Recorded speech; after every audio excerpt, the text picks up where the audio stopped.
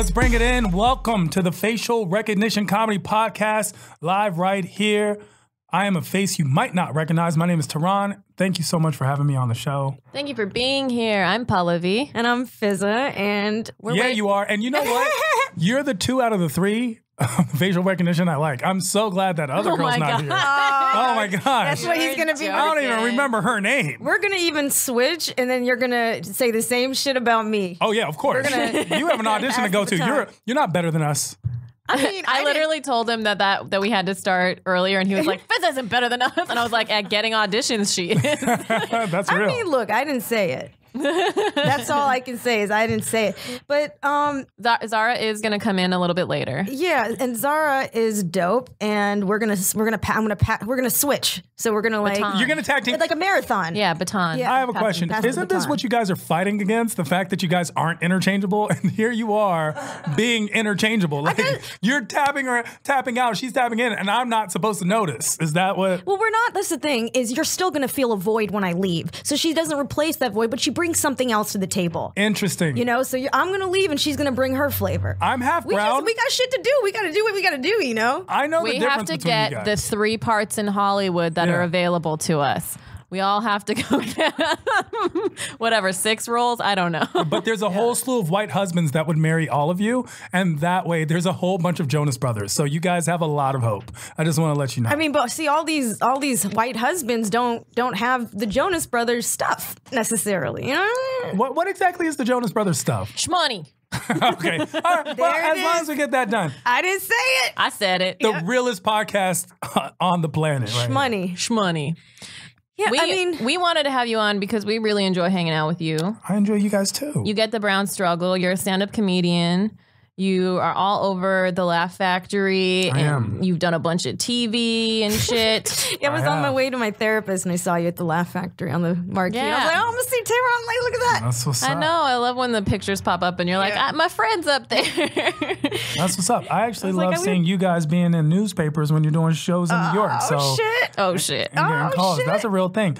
I enjoy energies, right? And you guys have always had positive energy. I believe I met Zara first, and because she's the social butterfly of the crew, right? And then I think she likes to party. She does like to party. I met her at a comedy club, guys. You guys just told on her. Like, she loves to party. Did you meet her at the cocaine place? No, that's not where I met Zara. Hey, I don't know if she does cocaine. I don't know. I don't know if she does cocaine. I don't know if Zara's turn-ups like that, but I'm not trying to incriminate anybody ever.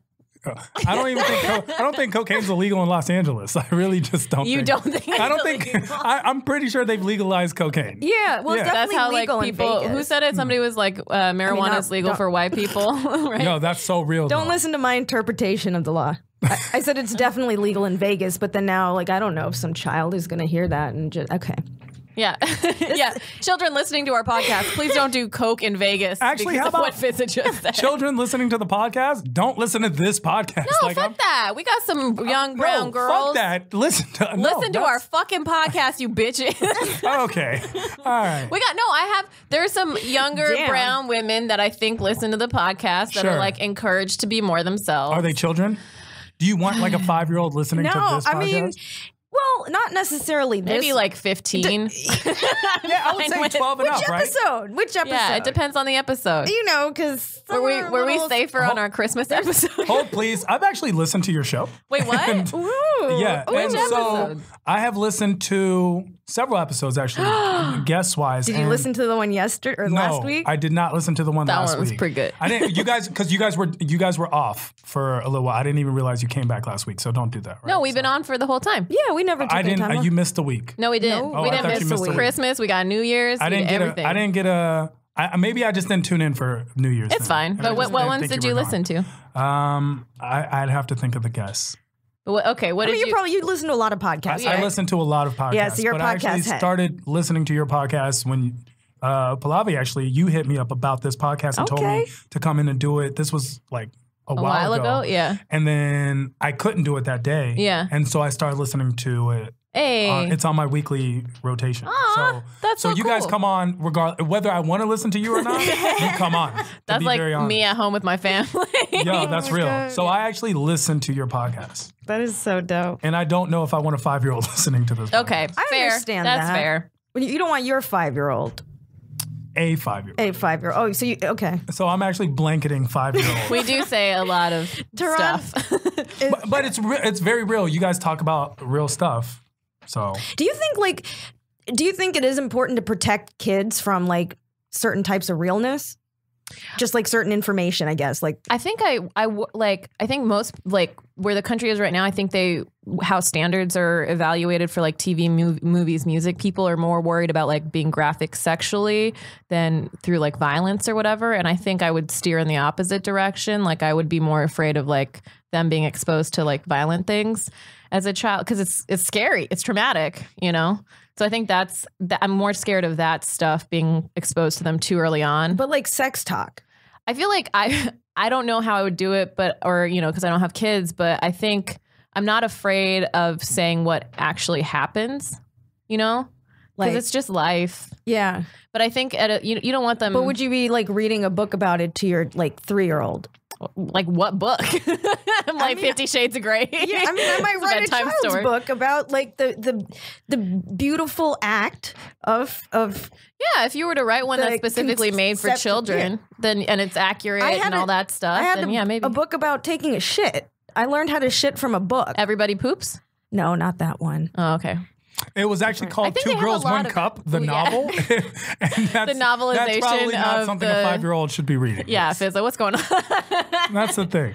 She was like, I need to get another girl in a cup before I can learn how to poop. What was your episode with Aristotle where you guys did like life coaching or talked about? He gave us some advice. Yeah. He said he finds himself in that position often. We were asking about like, being in a group and being creative and all that stuff. I feel like you guys should have covered this stuff, the taking a shit with Aristotle. Oh, how do you have him in his dad accent voice? Yeah, that's where I think this should have been handled. The way you take a shit is. Oh, God. No, I know. It's so funny how overbearing like Indian parents are. Like, I swear to God, my parents like have an idea, down. Right? He had like they had like. I think if they knew how I shit, they'd think it was wrong. Yo, they always have something to say. But it's like, well, do you squat over a hole? No, I sit on a toilet. Well, then, how can you fuck how that up? westernizing are you ruining shitting right now? You're westernizing. Yo, my parents can't say shit. They eat meat and I don't. So, I mean, my parents are flying to India today. Are they? Yeah. Oh, my mom's there right now. They should meet up. Where's your mom? She's in Chennai. Where are your parents going? No, they're not going there. They're going to Bombay, Delhi, probably. She might travel. I don't know. She travels around when she's there. I went to India. We can hook them up. I've been to India. Yeah. Oh, yeah. That's so tell us about your experience of India, because India is fascinating. So a lot of comedians get to travel. For a lot of comedians, their first time getting to travel. For me, this is not the case. I'm foreign and not foreign at the same time. What kind of foreign and not foreign I'm Persian. are you? I'm half Persian, half black, and extremely mixed when it comes to religion and culture stuff. So I've traveled a lot. India was very interesting. I had a chance to go there twice.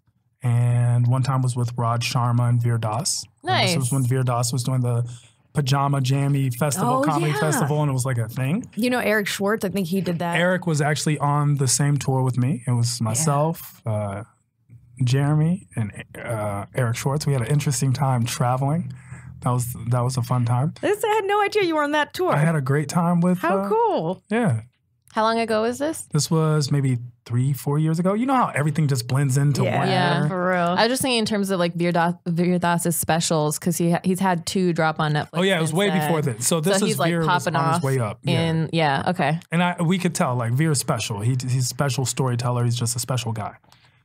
And he was becoming big in the Indian communities. Yeah. So you were boiling your water while you were there. Boiling water. I took power bars. Listen. I don't. You were messing around. Look, I'm not one of you are not trying to. Eric was shit like, wrong. Oh, this seems so exotic. Is this pawn? And it was like, Pawn. And it's like, there's a guy, this is the best pawn in all of India. This is the best pawn in all of India. And then the best pawn of all of India is going to kill you. It was in a hut, and the guy like reached for a leaf and then put it, and I'm like, yo, there's no sink here, Eric. No, I'm not eating this. This guy hasn't washed his hands in 217 years. No, I'm so sorry.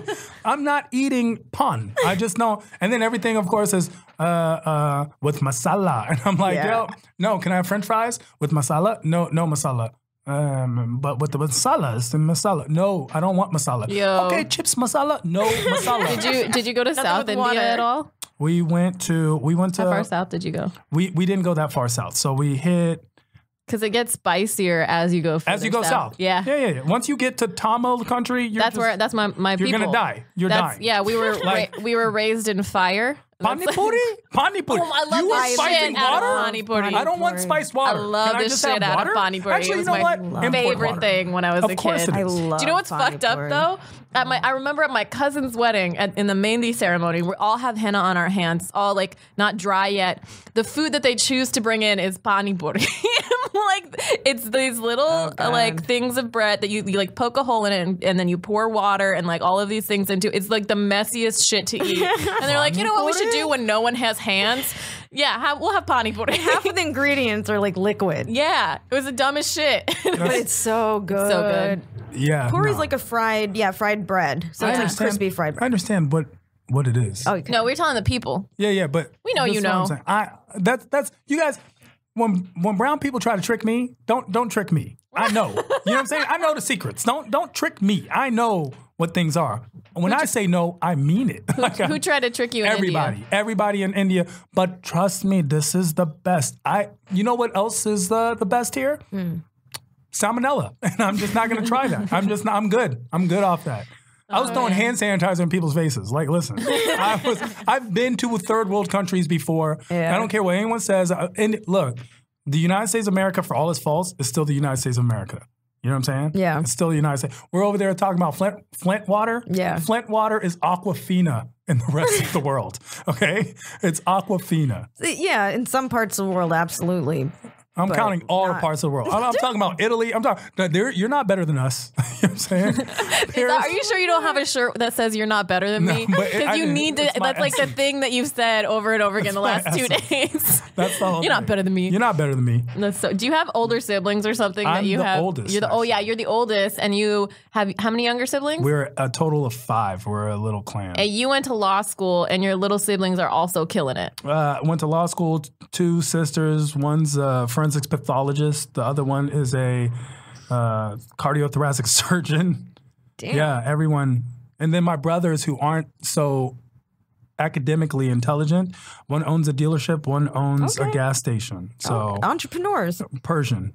Yeah, that's synonymous. You say, it's just, they're just Persian. Literally, I have no idea how they were even able to manage these things because as good a people as they are, they're stupid. But somehow run these, I feel like, stupid people it's hard for people to identify as stupid, but they have other good qualities.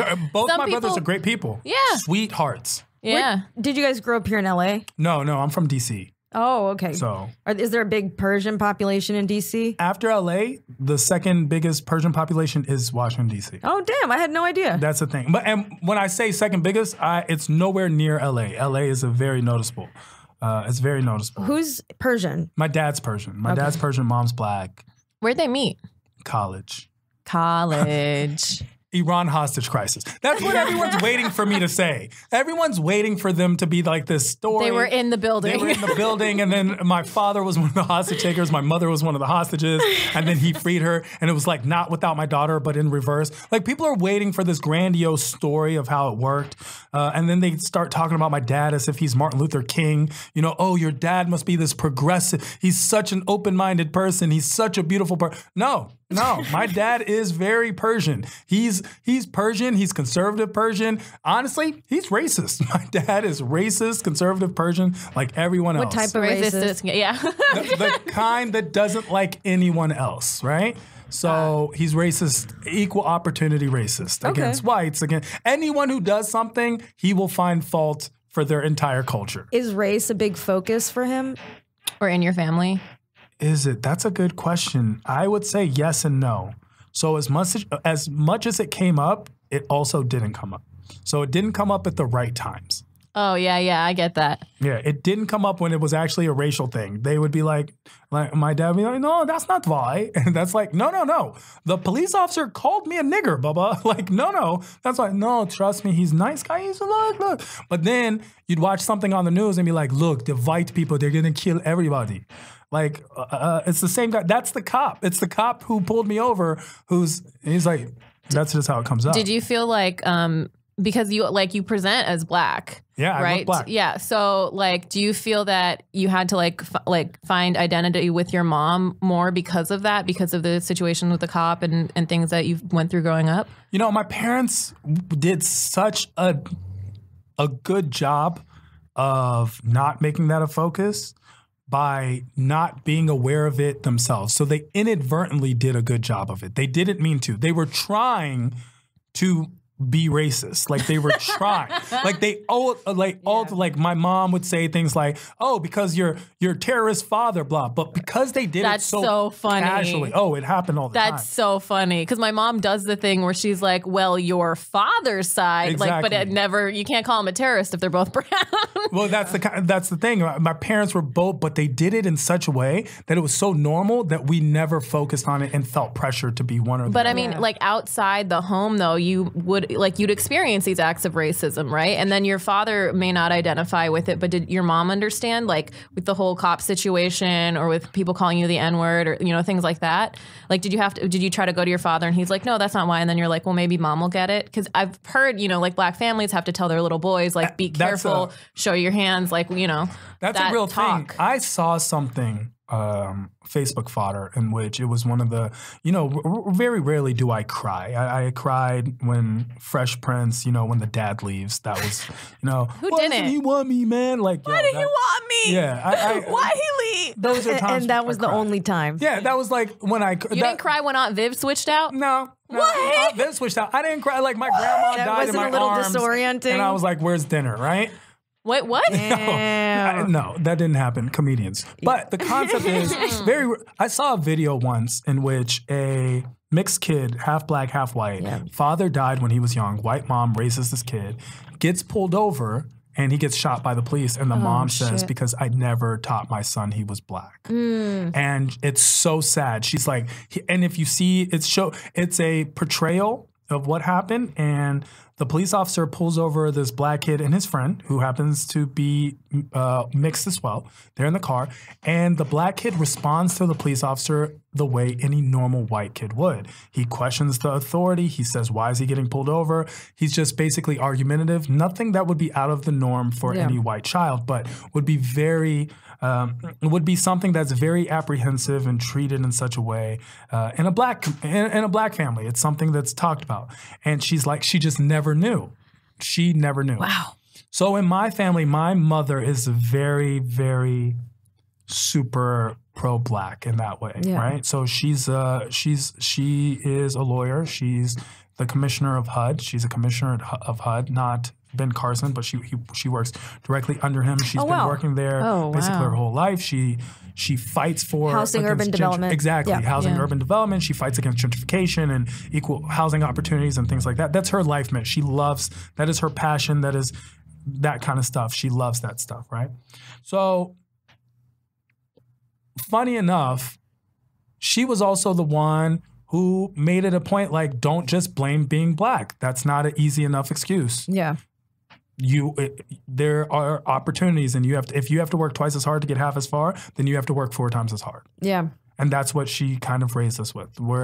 That's why we're all so educated, is because it became a focal point. All minorities' responsibility in this country is to be as educated as humanly possible, no matter what you do. It was the cards you've been dealt. Exactly. And then with my dad, of course, he's just Persian, so he's like, go to become doctor. Yeah, of course. I didn't even know why. He's just, be doctor. You doctor? There's no other option. Yeah. So that's life, right? Are they're still together? They are. 30-some years of marriage. Wow. That's awesome. Yeah. How many years? 30-some years. Oh, wow. Yeah. So in it. Plus, yeah. So my lifetime plus. Do you feel like your mom was protective when she gave you those talks about, being a black man? Was she protective? Because I feel like it's a hard conversation to have, and people are starting, or mothers are starting to have it. There's with younger and younger sons, because younger and younger boys are getting shot. Yeah. So was that your experience, or that really wasn't like? I guess you said like your mom was more she was like aware. It's not. Actually, the experience that I had more was how I'm Persian. Like she would be so simple things like if I had cousins that were eating pork, they would act like I'm a vampire and pork was sunlight, right? And they'd be like, no. Tehran's not allowed to eat pork because they made it such a big deal. Like it wasn't even like a concept, but they just made it a big deal. Like they made it a big deal because here I am from a family that's Jewish and Muslim, and like pork was just not allowed near me for whatever reason, right? Those things stood out way more in my mind. So I grew up like that as well, and it's interesting because I wonder I remember a friend came to dinner with us, and like so my parents like paid for her meal, but like I think she wanted to order something with pork, and I don't remember if she did or not, but it was a thing. That's my alarm. I have to go to this. Yeah, you have to go. I was looking at the time. Like, finish your story. It was just I don't know, like that's weird. Like if I was to go out to eat with my parents, like there's that Master of None episode where Aziz Ansari orders a pork in front of his parents, and that was like a big deal. Yeah. But they felt so disrespected by it. That's the thing. The parents take it so personally. Oh, so your parents took it personally when your friend We were in high school. I don't think like it was that deep, but like I think I don't even think she did. Wow. But it was something you were aware of. You noticed it. Yeah, it was a thing. Like that's like family, like in Indian families, drinking in front of your elders or smoking in front of them. It's like a Indian thing. Weddings, like the partying happens in a hotel room. Oh fuck yeah. We get people are always on. They're like, yeah, I'm coming, when they're like in their boxers drinking scotch in the hotel room, like as the shit's starting. We want to drink with our parents like American kids. I've started doing it. I started at my college graduation. I took like a shot of sake at dinner with everyone, and I was like, this is fucking weird. Like you talked about that on stage actually. So weird. Did I? Yeah. I don't remember. I remember. All right, guys, I'm going to gracefully get out of here. All right, Fizz has got an audition. Everybody wish her luck. Guys, I'm not better than you. Aw. Hey, yes you are. I didn't say it. All right, we're going to wait for Zara, but in the meantime, me and Tehran are going to keep talking. I remember you talking about taking a drink in front of your parents for the first time, actually. I don't have a bit about it. Probably was just off the cuff. It was off the cuff. It was at the... Second City at the Second City show. You were talking about. You were just like... Yeah, it was weird. It's weird kind of revealing that side to your family. And like you reveal like more and more as you get older, and I'm trying to be like the most truthful I can as time goes on, but it's hard because you also like don't want to hurt them. I take my earrings out every time I see my dad. Really? That is a true story. And he doesn't like them? It's not that he likes them or not. We've never had a conversation. It's just out of respect. Yeah. He knows that I have them. He's clearly seen me on TV. He's seen me at my basketball game. Like, he knows, but I just, out of respect, I will take them out every time I see him. On the flip side, my sisters, like my youngest sister, especially my youngest brother, my youngest sister, they just have tattoos. Like, they're just living their lives. Like, they're like bringing people home. They're cool. Like, I'm the younger sibling, so I do that. Yeah. Way more than my brother. And I'm the oldest, so I've always been more, and they've never really said anything to me. Yeah. However, like I remember for prom, it was a big deal, and I had to I felt like slow rolling it to my dad. And then my sister, she went to prom like 3 times. Yeah. Like, she didn't even think about like it being a thing. I brought my ex, my boyfriend at that time, to a fucking destination wedding in Bali where he met the whole family. Oh wow, that's a big deal. Yeah. What race was he? He's Jewish. He's like ethnically Russian Jewish. His parents white from the guy. Ukraine. Yeah, but he's still an immigrant. Sure, he's got immigrant sensibilities. Which which is a difference. It is a difference. Oh my goodness, it was a perfect timing. Fizza just left and Zara just walked in. Oh my God, Fizza Bartel. Yeah, we are the same person. Wow, that's the thing. Facial recognition. I brought that up to begin with. Tehran Hi, brought Zara. that up. How are you? Hi, Zara. What's up? What's up? We're talking about things that older siblings do to respect their parents that younger siblings don't give a fuck about. And I was talking about bringing my ex-boyfriend to a destination wedding. But yeah, so yeah, I did that, and everybody was like, "Oh my god, I can't believe you did that." My aunt was like, "Oh, so you work with him? He's your friend?" And I'm like, "No, I'm dating him," in front of all the aunties. I was like, "No, he's my boyfriend." You said boyfriend? I'm pretty sure I did. Oh my goodness, no one ever uses that term in any of our family. Your friend. This is your friend. This is my friend. Don't bring your friend when we're doing this. I've actually been to like weddings and stuff where like people bring their significant others, and like the parents are introducing the significant other as and this is her friend. Yep. Yes. No, the engagement will be in 3 months. Yeah. You could say you can't call them friend when they're fiancés. Almost fiance. Friend, almost fiance. Also, it's weird that like in Indian and like brown culture, there is an official engagement, like party and everything, and you're not engaged until that, even though you know you're getting married. So it's like different than here, where it's like as soon as you decide and the ring is popped, then it's like you're engaged. But there, it's like a whole event. Sure. Yeah. But you're also talking about, we're adding a lot of Western sensibilities to Eastern cultures. Yes. And that's not fair. So while we look at everything super Western, expensive. It's not fair and it's not cheap. it's not cheap. It's not cheap because now, I don't know if you have this. Now it's like there's this mixture of cultures. So now we have like the 5-day Indian wedding or Pakistani wedding, at least for me. And then we have the bachelorette party, the bridal shower, the engagement party. And then, you know, it's even like, even It's within not cheap. Have you even seen within a Persian wedding? Please. I've been to a Persian wedding. Even We within spend Those are bank. so much fun though. Bank. They're fun. Yeah. Oh yeah, everything. They're fun. Persians have fun. Yeah. even within like the wedding, like the 5-day thing, they've added like the cocktail party, which is not an Indian thing. Like they add more events within the 5 You days. didn't know That's not Vishnu Indian. has He the been cocktail? drinking. It's like all extra as fuck. Like all of the, I mean, there's benefits to just like cultural assimilation and all of that too. But then it's like, pick a side because people are spending 10 grand on people's weddings that are not their weddings, you know? 10 grand to go. 10 grand Oh, to be a because I was like part 10 of. grand wedding. Oh my gosh. No, Persian weddings are like $500,000 each. 10 grand to attend a attend, wedding, to yeah. be like a good participant in Sure, someone to go else's wedding. on destination, the whole 9. Yeah, 5 all that days. stuff, yeah. Indian weddings are expensive to be a invited guest. It's This, just and crazy. in my family, it's like mixed like cultures within India, and so they have like that Western influence, and then also they'll mix like Malayali and like Tamil or Sindhi and you know whatever, like just all the different types of Indian. So then and the best part is like no one in our generation knows what the fuck is going on. Nobody like we cares. just repeat after the priest, do what they tell us to do. I was literally at my cousin's wedding, and they were like, "We need the youngest unmarried sister," and everybody was like, "Balu." Oh my god! They turned to me and I was like, what? And I had to get on stage and marry my cousins. Like nobody told me this in advance. Wait, what? Huh? You had like they wanted the youngest unmarried sister in the family. You had to ordain your cousin's. I had to tie the knot on the chain and then Okay. do a few other things. And they didn't no one told me until we were there. And they were just like, come to the stage now.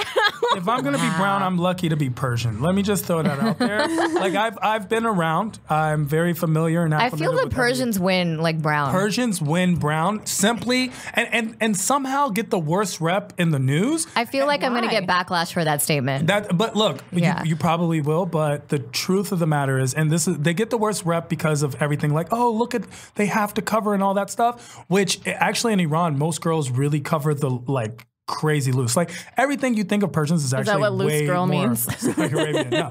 Persians, like I remember Persians. other people Persians. like, oh, you know, your parents don't let you out. You can't go out. You can't. Persians' parents are like, where are you going? Why are you at home? It's Friday night. You're not out? What kind of loser stay home? Like, what? That's Persians here in the States. It's Persians. It's Persians. It's Persians in Tehran. Really? Especially, like, Tehran's the most populated.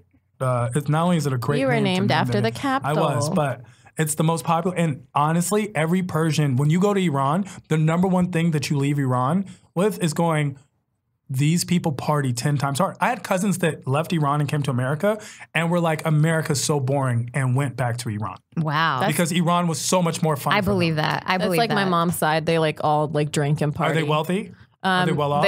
They appear to be. So if they're well off. That's all that matters. That's the thing. That's all that appear to matters. be. Yeah. So you before like we were talking about mixing the cultures for weddings, but you said you were talking about applying Western sensibility to Eastern culture. And I think you meant in terms of like the younger children like pushing our values on our parents. Is that what you mean? It's just also the agenda. So we forget to respect something that's been around for 5,000 years. Like a lot of these traditions and cultures and values have existed for about 50 times longer than the United States has existed since the altogether. Beginning of the civilization. Like people don't realize like the Eastern civilizations outside of the States, like there's thousands and thousands of years of history there. Like thousands. Yeah. And you're speaking the oldest languages on the planet. When you're speaking some Hebrew, Farsi, Hindu, you're speaking the oldest languages that are still in existence today. Which is amazing to me. It is. Like I'm just fascinated with like ancient history like that and how it's lasted this long. So if it has there has to be some sort of importance for maintaining a culture, maintaining the language a little bit. I embrace like a lot of like the cultural like the art, the traditions, the language. I think that's all really great, but simultaneously like I have like my core just rebels against like this is what we do. Like all of like Hindu mythology, every fucking story is about like the moral is blind obedience to your parents. Like the reason Ganesha has an elephant head is because he was protecting his mother, and then his father walked up and was like, "Let me pass," and he was like, "No," and then he chopped off his head. And then they found an elephant nearby after he realized he was protecting his mother bathing or whatever. Like, makes sense to me if you ask me. Actually, that Jesus stuff is kind of crazy, but that's actually very reasonable. Also, there was no brain transplant. They just said the head transplant. Because I guarantee you, if I told my dad he could not pass, he would chop off my head. So crazy. The fact that he put an elephant head in place is actually shows the how closest thing that was alive. Also, I mean, elephants are pretty smart. So if they were going to do a transplant, like, don't we have transplants for like cows, and we use cows and pigs, like pig parts? heart? Yeah.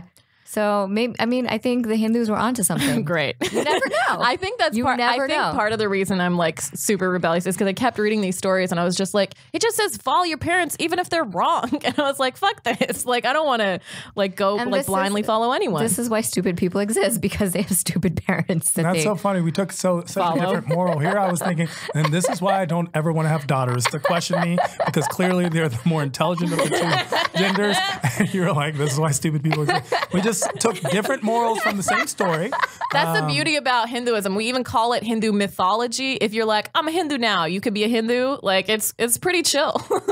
There's no like initiation process for Hinduism. No, there was a whole time where white people were the biggest Hindus. Let's be very real. Oh, yeah. You mean the 90s? No. Like Gwen Stefani era? 70s. Hare Rama, Hare Krishna. Oh, yeah. There's a in Sugar House in Utah. There's like this giant like Hare Rama, Hare Krishna place, and they have like so many white people there dressed in saris, and my mom actually got them stuff from India and stuff because she made friends with one of the people there. But they're the reason that the color runs are like famous, because that celebration in Utah at their place became for Holi, which is like the celebration of colors where you see people throw like powder and stuff, and like it's super fun. That got translated to American culture in the marathons and like throwing colors at them. I used to do color runs every year. They're fun. But it's from Holi. Yeah, that's how it got big. And that is the largest Holi celebration in the U.S. You got to be white famous to get big in anything. Religion, music, like rap wasn't popping until white people got it. Yeah. Then everyone, right? White people just, you got to be white famous, guys. Crossover, sell out. I mean, hip hop is mainstream now. I feel like Indian culture, Indian food, like you guys are mainstream. Of course, it's very mainstream. It's so mainstream now, which is amazing. I'm waiting for Pakistanis to be mainstream, but all we got is like people hiding in caves. You know? I hate telling you this, but white people love camping. Pakistanis are just Muslim Indians. I hate telling all. We're actually a combination. You divided from their country. Yeah, but like we're like we're a mutt of everything in the region. So we're like Afghan Indians, Persian Indians. We're just like a mixture of everything. Like I have great grandparents who are from Iran. I have great grandparents going even like up north into like Russia and stuff. So it's like we're just a mixture of whatever the hell was in the area. Yeah. Family in Pakistan. People just always want to separate everything, and it's like we're all just realistically we're the same person, except for the Arabs. And we're Arabs the same Persian. They're the same Persian. Persians and Arabs. Oh my God, that's the thing. That's real. Like Arabs and Persians always have this like big. Do you know race isn't like there's no scientific definition for race because it's too continuous of a spectrum. Everybody like if you look back in history, everybody was like migrating and fucking and raping and everything. Yeah. So it's like too. I mean, what are Malaysians really just like? If you're Indian and you slept with an Asian Chinese person, you're Indonesian. You can see it. Like that's it's like you can see the interracial marriages like as you go from like Africa all the way to like East Asia. You're like, okay, yeah, I see how it happened. Real talk, people tell me I look Egyptian all the time, and I'm like, well, if you go down from Iran and up from Africa, boom, where do you go? Yeah. Actually, but like a lot of brown, we also get like South American and stuff too. South American, they're like when I put my hair up, everyone just assumes that I'm Puerto Rican. I mean, like I don't, but it's like, it's really, the whole world is going to look like this eventually. Like we've all said, like everyone's going to be some shade of brown and it's going to be very hard to decipher. Bye-bye, gingers. It's funny to me when people go, racism's going to be over because we're all going to be a shade of brown. I'm like, that's not the end of racism. We're gonna hate, that just like, means that we've eliminated race. Like, we haven't eliminated the actual con. We've just covered it up again. We're still going to hate each other for different reasons. Sure. I mean, that are equally shallow. Exactly. Hatred's not going to go away.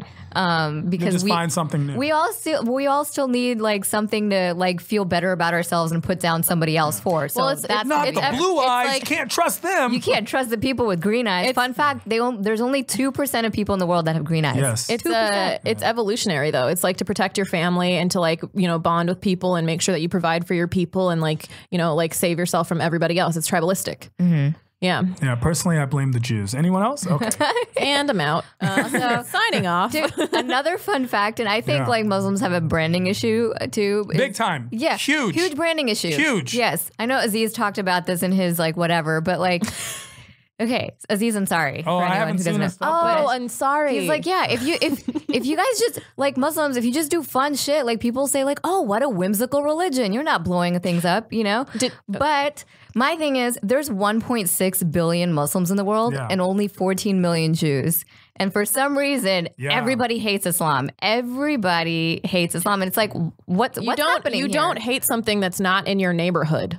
Yeah. Like if you're a group, like, like if there are people who come in and you can blame your problems on them, then that's way easier. But if nobody comes in, like who do you have to blame? It's funny. Athletes are Muslim. Jewish people would think everyone hates them, right? Yeah. So it's actually a perspective thing. So we're all looking at it from a situation. And when people say Muslim, I don't think people understand what they really are saying. You're not saying Muslim. You're actually just saying we hate Arabs because who we think of as Muslim are Arabs. This brown guy with a beard. Anyone that we confuse as Arabs. So like Sikhs, Punjabi Sikhs have had this problem. How the fuck did that happen though? The headgear is so different. Yeah, I don't know. Because I don't understand. Listen, white people can just decipher between 500 types of dogs, but can't tell the difference between a Puerto Rican and a Mexican. A fedora and whatever the fuck else they wear, but they can't figure out what a turban is. It's real. But the concept is also... Also, fuck you, Nick Cannon. Stop wearing that shit.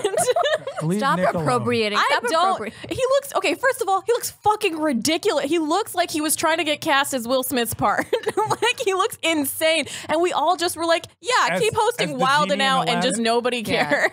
Well, he's going through something right now. Like, he's going through a crazy woke time. Let him... Oh, that's woke. Yeah. Okay. He's got a show on Fox. All right, cool. He's got a new talk show. His hair is definitely woke as fuck. I mean, I've never seen it like that before. Just walk around with a fucking burqa for no reason. I don't know. I mean, like, what? I would like more people appropriating the burqa, actually, because if it becomes mainstream enough, maybe people will stop like feeling bad for women who like just wear it. It's interesting. This is when the branding problem. So a lot of people don't realize a lot of Jewish women also cover their hair. They happen to cover their hair with a wig. Yes. And they cover their hairs with wigs, especially those who are Shomer Nagia.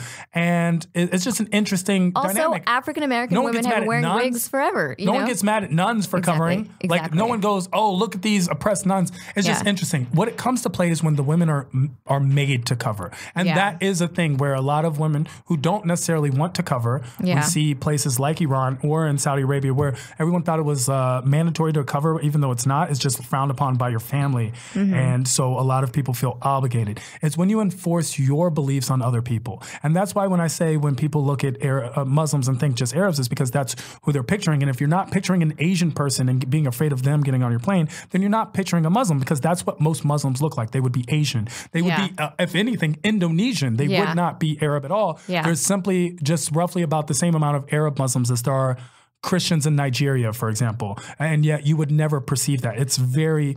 It really does come down to a lot of propaganda and branding. And I do think that people in the Middle East need to use their money better and realize that lobby groups are real, branding is real, media is real.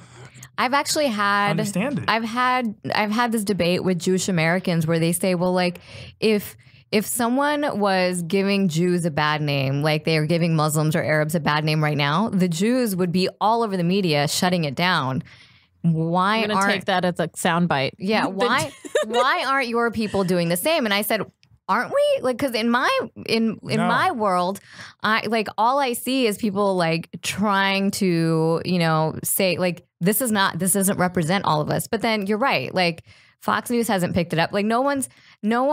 We don't have control over the media where we can actually show like our goodwill. And there's like, hey, Muslims are your athletes. They're in the NFL. They're in the NBA. They're hip hop stars. They're part of your mainstream pop culture. But the people who come out of jail and become Muslims aren't the best representations, right? So here's the number one way, right? The number one way is this: your parents, do they look down upon the fact that you're in entertainment? If they do, well, then that's part of the problem, right? We don't see that in the Jewish community, where it's not like on my Jewish side of my family, none of them would look down on anyone being in entertainment. It was a part of a whole prerogative to do so, actually. Right. Like, this is something. But there's like a new wave though, like the whole goat face crew, right? They come from like Muslim families, right? Like it's starting to happen. It starts, but it's starting to happen. Zayn, I'm sure there are people, but still, it's Zayn Malik. Hello, yeah, but the that's Hadid what I'm saying. sisters.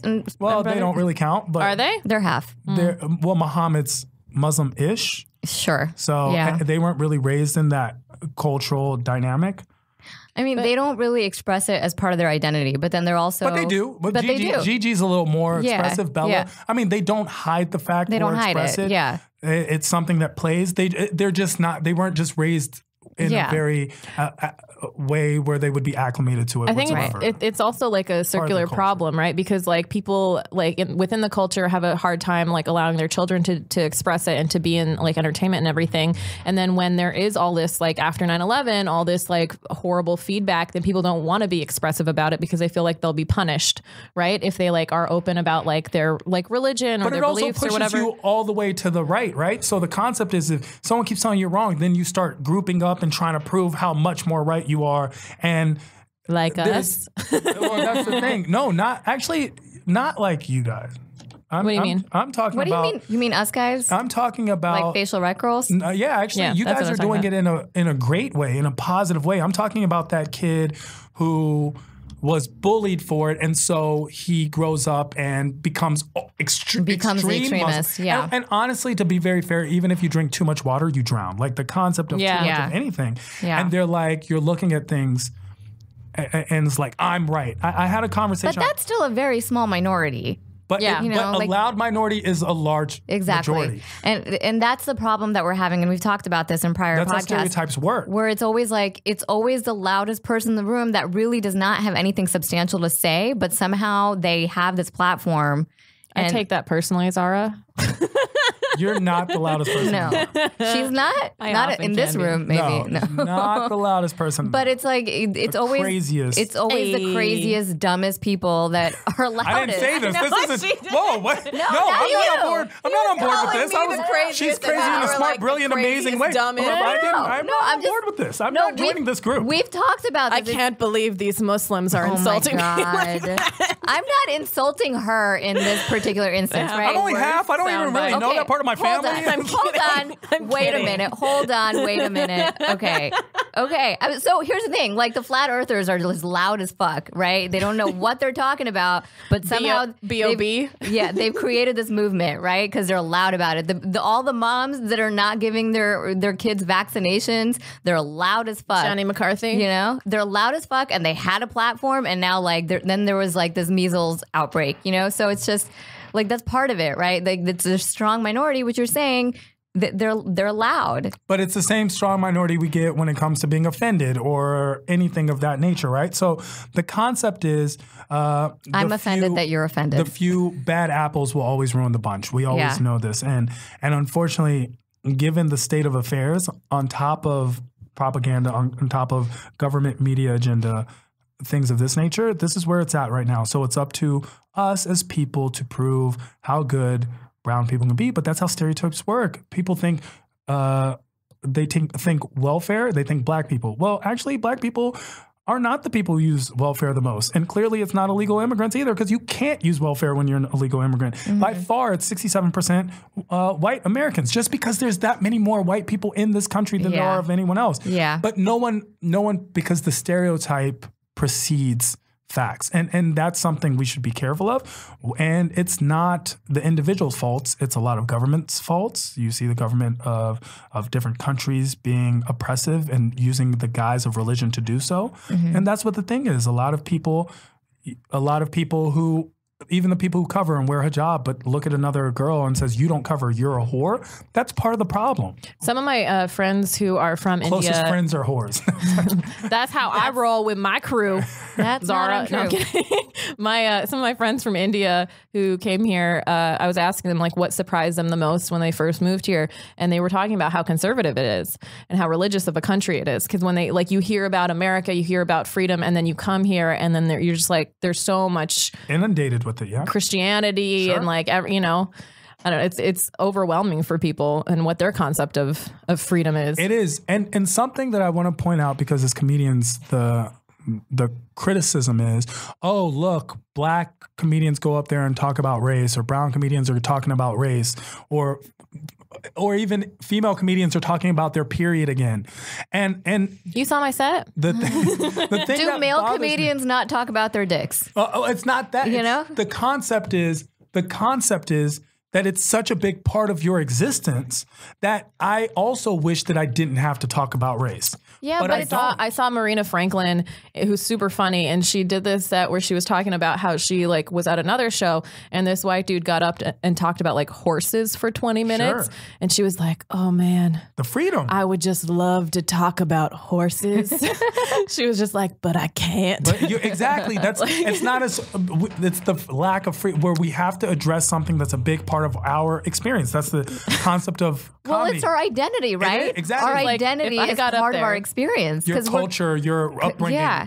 And also because we're constantly, our interactions, like my identity or like my race or my religion or whatever, at least like once or twice a week, something of like, something comes up. Something That's comes up. conservative for an estimate. I mean that I'm actually paying But attention we're also to, in LA, you know? and it's you have a lot of different races. It's not like you're in Oklahoma dealing with it, or Kansas or Maine or Utah. Yeah, I will tell you this: every time I'm in an Uber, the Uber driver asks me where I'm from, and he's not asking me, "You from Jersey?" He's asking me like, "What shade of brown are you?" Exactly. You know, so it's like we can't avoid it, no matter what we try. One of my goals. I was talking to Crystal Adams, and she had said that one of her thoughts. Another is that really funny comedian, super fucking funny. One of her thoughts that she had, she's talking to another female comedian, is that often women don't just have observational sets where they just talk about, like Seinfeld, whatever, talking about something outside of their own experience. Like we can't name. And like we can't think of anyone, because so much of our material, even if it's kind of on the surface observational, it's something that we like really deeply feel because it's so much part of our identity. So that's like one of my goals, is to try to like separate and try to make like a set like that. But I can't think of any female comics that are like that. Can you guys? Well, Eliza Schlesinger had a statement where everyone jumped on her because she forgot her own personal evolution. And even though she made a statement that was very, very real for herself at that point in her career, The concept is, and the idea that... What was her statement? The WW2 joke. Oh, yeah. I'm the only one that has a World War II I'm the joke. only one who does things. Female comic. I'm the only female comic that does this. That's not true because I also had a World War II joke at that time. She actually stole hers from you. Yeah. And then, you know... You heard it here. Eliza, if you got balls, you come on the show. Honestly, that Amy week... Schumer stole her jokes from me. When she had that quote, literally every lady comic that I did a show with that week, we all had World War II jokes. Everyone had something to say, and everyone had something to talk about that. Yeah. And the thing is, when people say, and it's something that I admire in you guys, because not only you're authentic and sincere and real to yourself, and I've said this to you each personally as well, you talk about your truths. And people love to say, and when I say people, I mean males, and especially male bookers love to say, female comics aren't funny.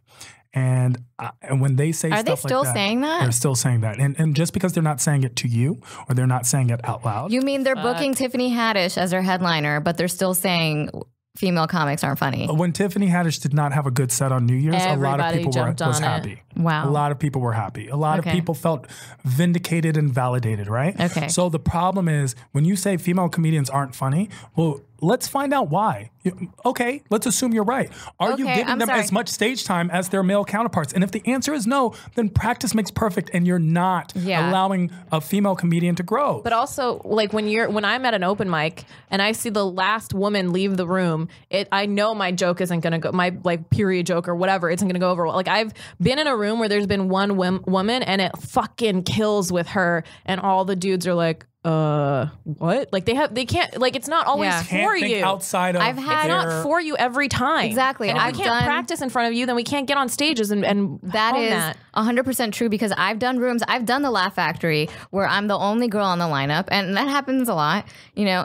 Not that I'm at the Laugh Factory a lot, but it's often I'm the only girl in the lineup. And then after we get off stage, I have at least 9 or 10 women approach me and hug me. And they're like, that was hilarious. I'm so glad I met you. That was so funny. You reminded me of my friends and all of that. And it's like, wow, women come to see comedy shows. There are more women. Women are like, hey, babe, let's go to a comedy show tonight. Women are the ones who are buying tickets. Usually making plans like, hey, babe, let's do a date night. Let's go to a comedy show. I know you like comedy. Let's do this together. And then women approach other women who they find funny.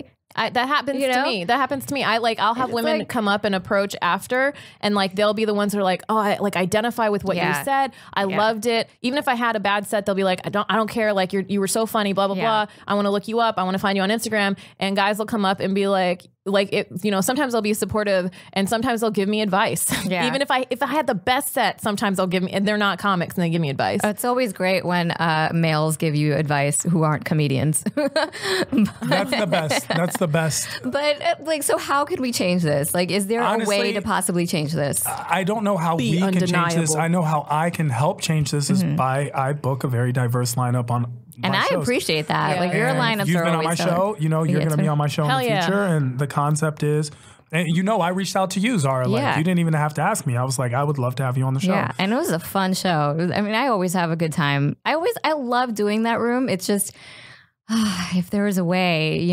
to break in. And I'm still trying to figure out what that looks like. Well, the Laugh Factory is a difficult club to get into to begin with. And it's not about male or female because obviously the Laugh Factory has a diverse lineup, especially compared to a lot of other clubs. Shout them out. Name them. Well, I mean... Torpedo your career. Do it. No, I don't... You know what's funny? I have no problems naming names. Yeah? I have no problems naming people. And as we progress now, there's less names to shout out. But there are definitely a lot of clubs that don't book female comedians or female headliners. And you're looking at it... Like tonight at the Laugh Factory, they have a show that's Pretty Funny Women, which is specifically 10 or 15 hilarious female comics. But that's the thing. We don't need a Pretty Funny Women show. We can just have a comedy show and it just has women. Yeah. You have no problems having 5 men on a show, have 5 women, and that also just be a comedy show. You don't have no problems having 5 white males on a show, have 5 black males on a show, and it's not urban chicken night. It's a chocolate Sundays. I hate the fucking names. And then I get booked for those. Taco And then it's Tuesday. And then it's hilarious Hindus. And I'm like, I'm an atheist. But that's what I'm saying. They always have to brand it as a specialty. Things. And you want to know whose fault that is? Ultimately, we love blaming all the drug dealers. It's the audience. It's us. It's us who every time we're all waiting for November to vote for these big elections. No, we vote every time we use our dollar. Every time you give someone your dollar, you're voting. You are voting in support of whatever they are, who they are, and what they represent. So when Gillette puts out a social responsible commercial, you vote for them. Pink razors. So vote for them. They put out this very amazing male masculine toxic masculinity. No, the whole Gillette thing was like anti-toxic masculinity. They're like, we need to be better. And they did it in a very tasteful way, and so much backlash. Someone else had pink razors a while ago. I forget. But this was like a recent thing this week. Yeah, that was I'm referencing an Ellen joke where she said, and we got to pay $2 more for a pink razor. The pink tax. More. Yeah, the pink tax. Yeah, exactly. And that's the thing. We pay for these things. So we as communities, we as people, we don't be bitter, be better. We have a lot of control that we don't utilize when we organize. When we organize, we get people like Satonia Brown out of jail. When we organize, we change the world. And when you're like, well, I hope somebody does that, just look in the mirror. You're somebody. So when it comes to my shows, I'm somebody. I make a lot of determination. And while I'm a comedian, I'm also a politician. And I have to play a lot of politics. But I get the Zaras of the world in on my show. Tiffany was definitely a main person on my show before she became superstar, which is why she comes back and does my show, because I love me some Tiffany. That show is so fun, though. Did you guys watch the Golden Globes or parts? Did you see Andy Samberg calling out the FBI for framing Black Panther Party members and murdering them? That was so good. That was fucking amazing. I love stuff like that. And I'm not pushing a leftist agenda at all, because people in this country I'm open-minded and I'm liberal, and if you don't think like me, then you're a stupid piece of shit. Whoa, that's not open-minded. Open-minded is understanding, even if you don't condone other people's actions. Like, I believe in the freedom of speech, and when I say freedom of speech, I even mean those, especially for those that I disdain, because if you don't believe in freedom of speech for those you disdain, you don't believe in the freedom of speech.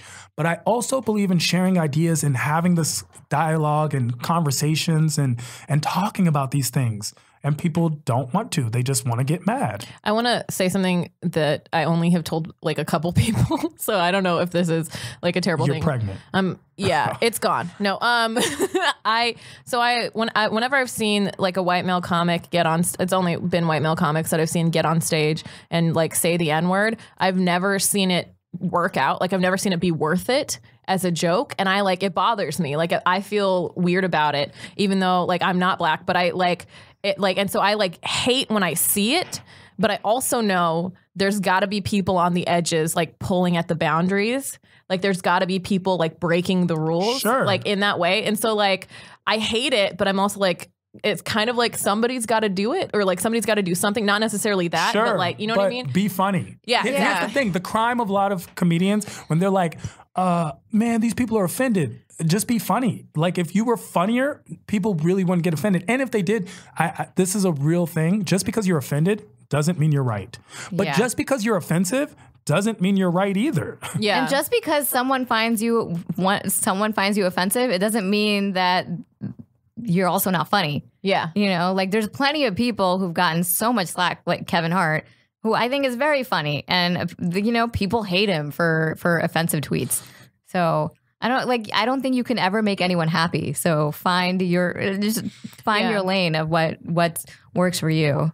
And I also I think I am, after having done it for like a little bit now, like I think I am more forgiving at like open mics and stuff where people like try to push that edge and then they like fail. Cause I'm like, well, it's an open mic and you're trying something and you're going to figure out that that's not the thing to say, you know? So I am like a little bit like, there were people who I saw when I first started, I saw one set, they did some like horrible joke that like would be like offensive or like not PC or whatever. And I was like, I fucking hate this person. And then I see them like a month later and I'm like, oh, they're funny. Like that happens enough where it like changes your mentality about like the boundaries they're trying to push.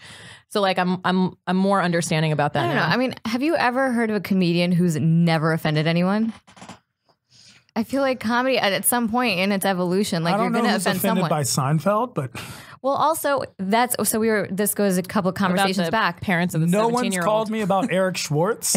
Let me just. Okay, so with Identity, does anyone really know Jerry Seinfeld? Yes, his 19-year-old girlfriend. That's what I said. I just said his 17-year-old girlfriend's parents probably. Yeah, but it's like, does anyone... They liked him, actually. Really? I mean, who doesn't He bought them like 12 cars. Of course. But like, does he have any, did he have any trauma? Did he have anything that like defined him? You know, like nobody really knows Jerry. Jerry talks about socks and cereal and observational. You know, it's all observational. And I mean, that's part of it. It's like, that's Jerry's comedy. And like, that's what he went forward with. But a lot of us who are talking about identity and personal things, like other people who may not have our story or relate to our story, they might be offended by it because they're not familiar with it. I'll tell you one of the funniest things that ever happened. I don't know if you know a comedian named Ruben Paul. I love Ruben Paul. Ruben's a great guy, nice guy. He was on my show, exactly, the Woobin joke. Woobin, yeah. And he had a joke, and he was talking about Haiti, and he was talking about how Haiti, it's just... Guys, look up Ruben Paul. He's on the road with Russell Peters Alive. He's a part of that. Russell. And so Ruben's a great Ruben guy. was talking about Haiti and just the country and how it's devastated. He's from Haiti, right? Well, that's the concept. Yeah. Some lady in the audience in my show stood up and was like, "This isn't funny. Haiti is a devastated country. I volunteered there for a month and was crying." Was she from Haiti? Yeah. No, white lady. Okay. And her black boyfriend just like put his head down. And Ruben goes, "Bitch, I'm from Haiti." like it was just like, don't get offended for I'm smart enough to know when I can be offended. It's just interesting. We live in this world where everybody's I don't offended know anymore. Sure, but you know what? I'm not against people being offended. I'm not against trans rights or black people or I'm not against anything that exists at all. It's just there needs to be some type of responsibility of when it becomes you're actually offended or when you're looking for attention.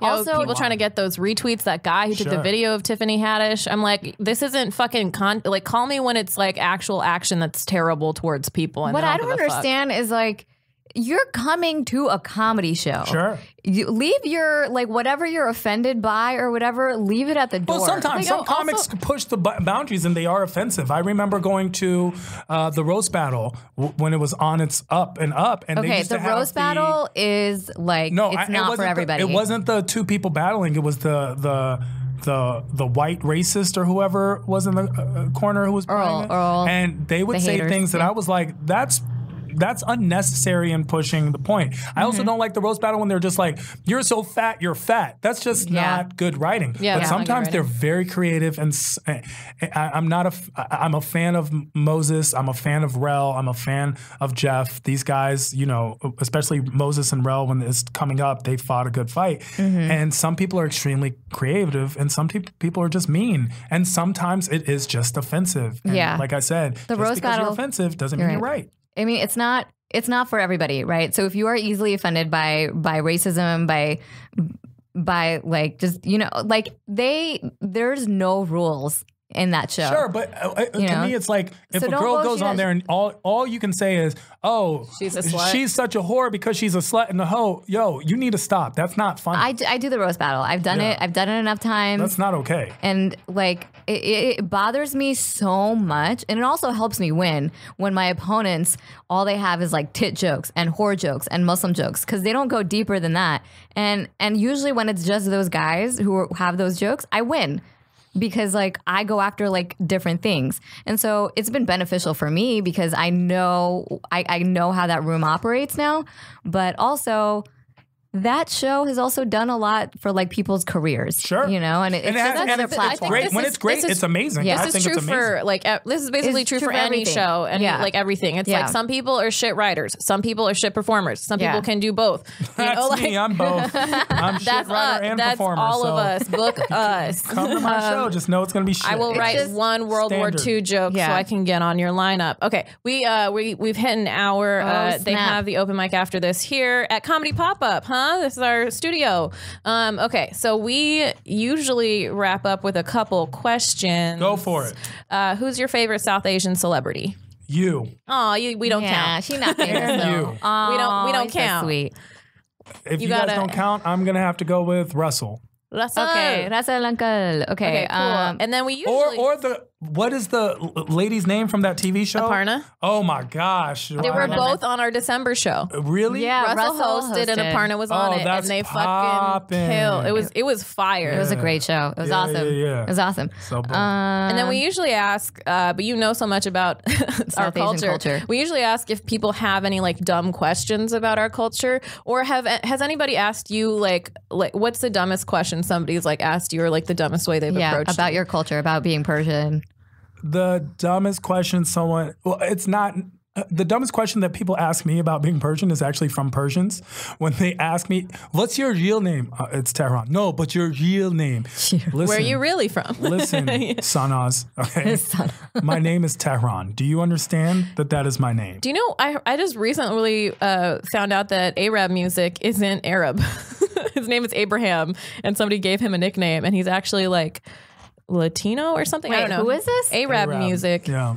That's a dude? Yeah, he used to make music, but Okay. it's because I watched that Soulja Boy episode. Soulja Boy. Yeah. That Breakfast Arab Club. was Soulja Boy's home. Oh, Yeah. okay, got it. But anyway, you're not allowed to say Arab anymore. They changed that. It made Busta change that in his song. It was Arab music, and then they're like, no, Arab music is.